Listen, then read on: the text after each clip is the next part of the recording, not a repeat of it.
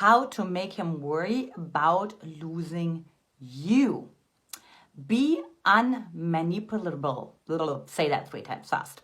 But what I mean by that is that a man knows what are your hot buttons, right? He knows, for example, like if he calls you selfish, or if he calls you arrogant, or if he calls you insecure, or if he calls you needy, that you get reactive, right?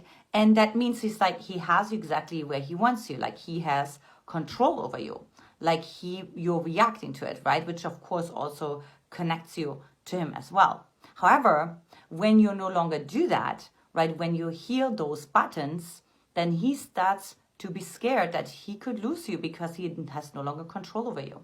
Now, if you want to learn how to attract the right man for you for a long-term committed relationship, then take my free quiz at mymquiz.com or simply click